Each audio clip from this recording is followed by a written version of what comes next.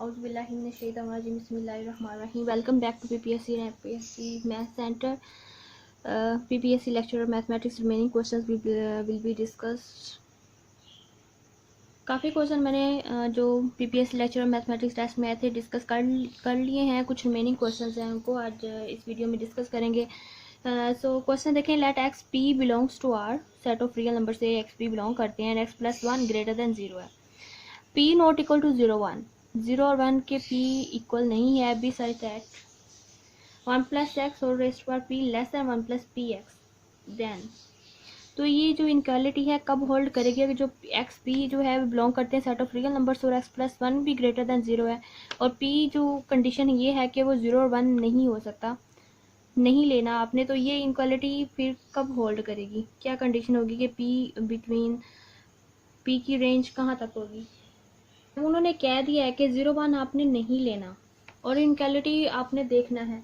तो यहाँ तो 0 1 को इंक्लूड किया जा रहा है फर्स्ट ऑप्शन में भी, सेकंड ऑप्शन में भी एंड थर्ड ऑप्शन में भी.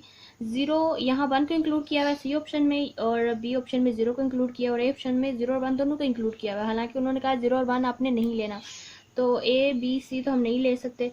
तो obviously fourth option is the right कि 0 1 के बिटवीन पी लाई कर रहा है क्योंकि एक ही ऑप्शन बचता है फिर, तो ये डी ऑप्शन राइट बनेगा. वैसे भी अगर आप चेक करना चाहें तो बाइनोमियल थ्योरम लगा के इसको आप वेरीफाई भी कर सकते हैं. क्वेश्चन से वैसे ऑब्वियस था जब उन्होंने कहा था कि पी नॉट इक्वल टू 0 1, तो उन्होंने खुद ही फिर ऑप्शंस में 0 1 को जहाँ इंक्लूड किया वो तो हम फिर ले नहीं सकते, जहाँ इंक्लूड नहीं किया वो ही हम ले सकते हैं. ऑब्वियसली बात ही आप चेक करना चाहें तो बाइनोमियल थ्योरम लगा के आप चेक कर सकते हैं कि 0 पे भी at p is equal to 0 पे भी इक्वलिटी होल्ड कर जाती है और पी इज इक्वल टू 1 पे भी इक्वलिटी आ जाती है. तो हम ये 0 1 नहीं ले सकते क्योंकि क्वेश्चन में इनक्वालिटी को आपने देखना है. यहाँ आपके माइंड में क्वेश्चन आ सकता है कि ये जो इनक्वालिटी है ये कौन सी है, फिर इन्होंने कैसी ये इनक्वालिटी ली है, ये इसका कोई नाम है या कहाँ ये यूज़ होती है. बात करें कभी आपने पढ़ा होगा बर्नौली इनक्वालिटी के बारे में जो कि है कि f x greater than -1 and n is positive integer and positive integer हो. उन्होंने यहाँ क्वेश्चन में पी लिया था, पी समझ लें कि एन की जगह p is a positive integer and x greater than -1, तो ये x 1 plus x whole raised to power n greater equal 1 plus n के एन एक्स के इक्वल होती है बर्नौली इनक्वालिटी. इसकी जनरलाइज्ड जो फॉर्म है वो ये है कि x if 0 not equal to x and x greater than -1.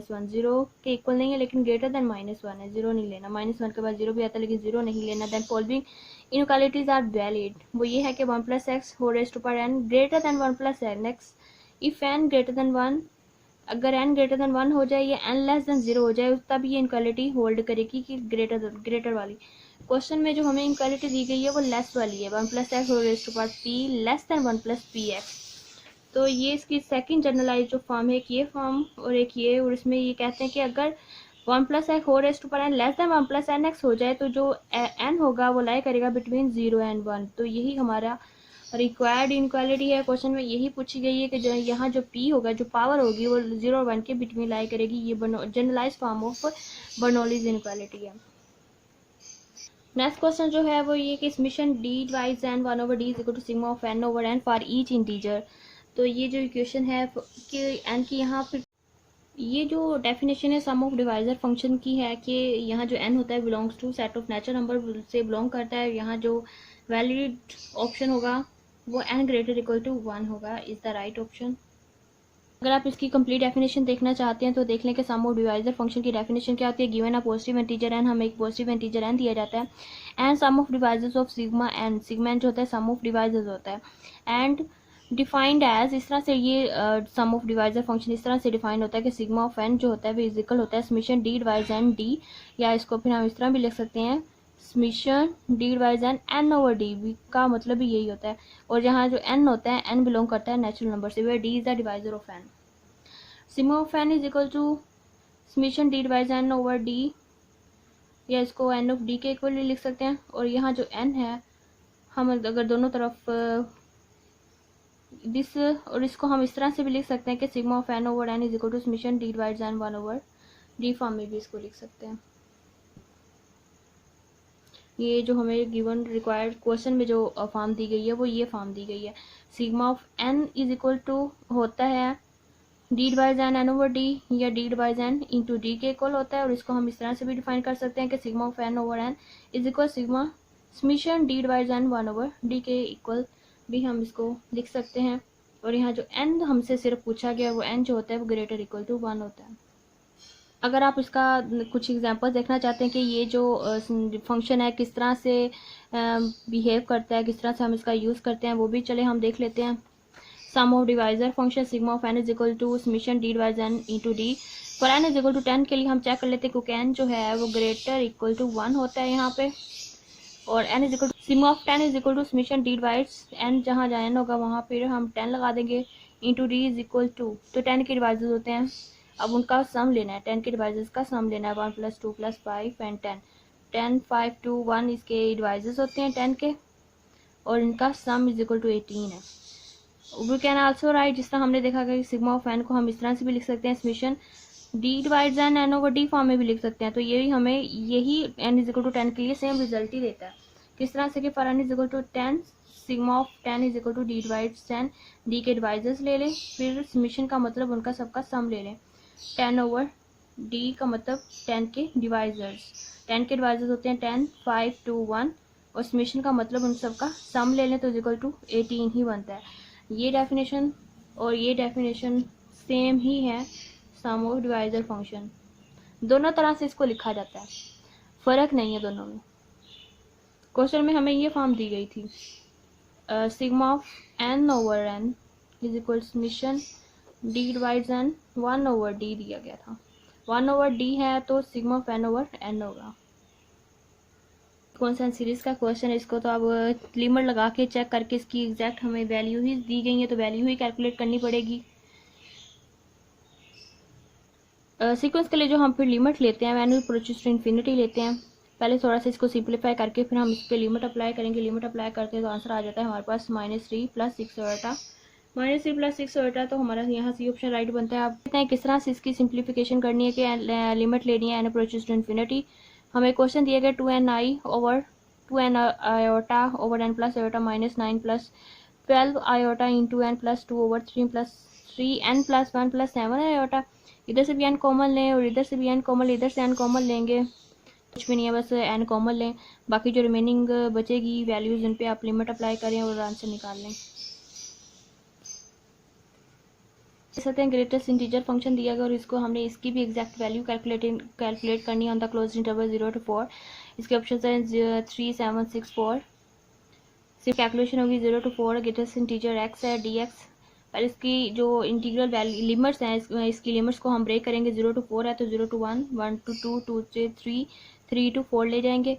Next 0 to 1 इस ग्रेटेस्ट इंटीजर फंक्शन हमें 0 वैल्यू देता है, 0 1 के बिटवीन हमें ये 0 देगा, 1 से 2 के बिटवीन हमें ये 1 देता है, और 2 से 3 ये ग्रेटेस्ट इंटीजर फंक्शन की डेफिनेशन है, उसके अकॉर्डिंग 2 to 3 अगर लिमिट हो तो x जो वैल्यू हमें देगा वो 2 देगा, ग्रेटेस्ट इंटीजर फंक्शन की वैल्यू, और 3 to 4 अगर लिमिट हो तो फंक्शन हमें वैल्यू 3 देगा।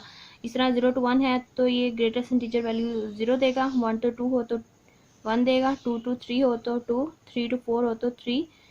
नेक्स्ट सिंपली इसको इंटीग्रेट करें, लिमिट अप्लाई करें तो हमारे पास आंसर आ जाता है 6, तो C option is the right here. ये ग्रेटेस्ट इंटीजर फंक्शन की ये डेफिनेशन है, लिमिट्स सिंपली इसकी कैलकुलेशन करनी है और आंसर निकाल लेना है। नेक्स्ट क्वेश्चन देखिए कि let a and m greater than 0 be integers हैं, एंड m हमें कोई इंटीजर्स दिए गए और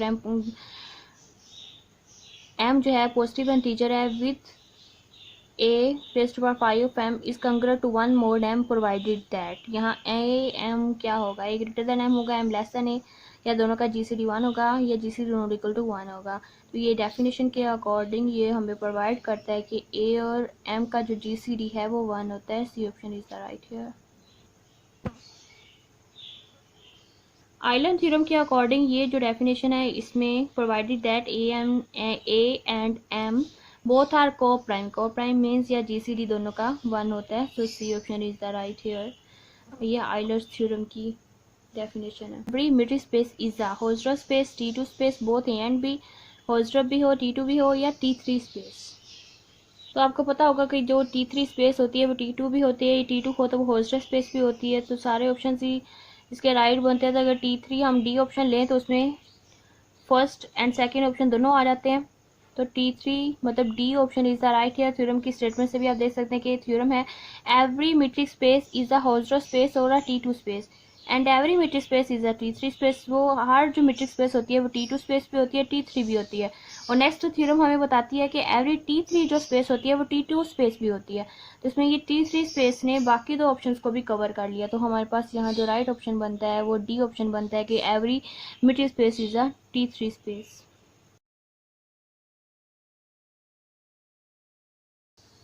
नेक्स्ट क्वेश्चन फंक्शनल एनालिसिस है, वो ये है कि norm space x is finitely dimensional if x is, अगर एक्स क्या हो कि जो नॉर्म स्पेस एक्स है वो फाइनाइटली डायमेंशनल हो, compact, connected, locally compact and none of this. इस गिवन स्टेटमेंट से रिलेटेड मुझे एक ही थ्योरम ये मिलता है जिसमें ये कहते हैं कि norm space x is locally, अगर कंपैक्ट है norm space x is locally compact if and only if it is finite dimensional. अगर वो फाइनाइट डिमेंशनल नॉर्म स्पेस है तो एक्स जो होता है वो लोकली कंपैक्ट होता है। यहाँ इस according to this theorem if and only की कंडीशन है, इसके साथ ये एक्स जो होता है वो यहाँ पे लोकली कंपैक्ट होता है। सो सी ऑप्शन राइट है। नेक्स्ट है हमारे पास एक फंक्शन दिया गया फारा function F if F X X and F X X is equal to F X Y is equal to F Y Y is equal to zero. अगर ये सारे इज इक्वल टू जीरो हैं the point X Y जो है will be multiple of order lower than two two higher higher than to. तो ये जो होता है the point X Y will be multiple of order higher than two होता है यहाँ पे इस फंक्शन के लिए। तो D option is the right here according to definition. So thank you for watching. Please like and share with your friends. Thank you.